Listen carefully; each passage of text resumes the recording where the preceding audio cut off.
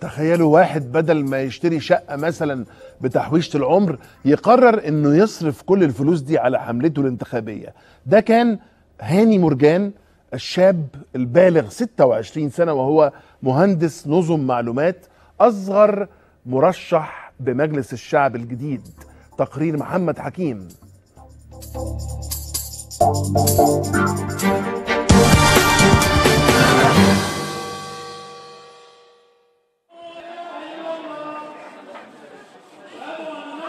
في إحدى حارات حدائق القبة وفي هذا المنزل البسيط يعيش هاني مرجان.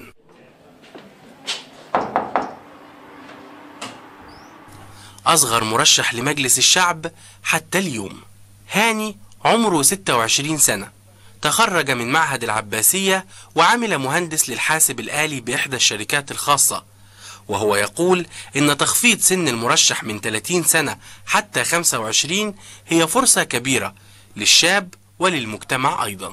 الشاب من 25 سنة ل 30 سنة بيبقى عنده قدرة على العطاء، عنده حماس، عنده مجهود يقدر يبذله ان هو يعلي، يفكر، وبيبقى عنده كمان بيبقى خلص كليته او جامعته وبيبقى عنده افكار ممكن يطرحها لنا ونستفاد بيها. اكمل هاني كلامه وقال لي ان الدور الذي قام به الشباب المصري في ثورة يناير كان من الدوافع المهمة التي جعلته يقرر ترشيح نفسه للمجلس. صورة الشاب في ذهن المجتمع اتغيرت وبقى ليها شكل تاني خالص. زي ما الشاب يقدر ان هو يسقط نظام باكمله فاسد، انا لازم اثبت كمان ان شاء الله ان الشاب قادر على انه يكمل وينهض بالبلد ويحط تشريعات للبلد.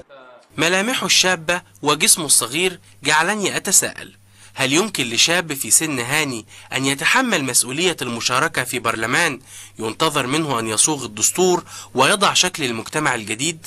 لم يجب هاني، لكنه أخرج اللابتوب وهو يقول: عمر السن ما كان معيار للوعي السياسي. أنا مطلع على التشريعات والدستور، حتى مطلع على القديم، وبعد ما تعدل القانون أنا متابعه لحظة بلحظة، وبشوف إيه المواد اللي هي في الدستور حاليا مش مظبوطة، وبحاول ان انا احطها في مسودة عندي، وان شاء الله هستصيغها بطريقة تاني في البرلمان.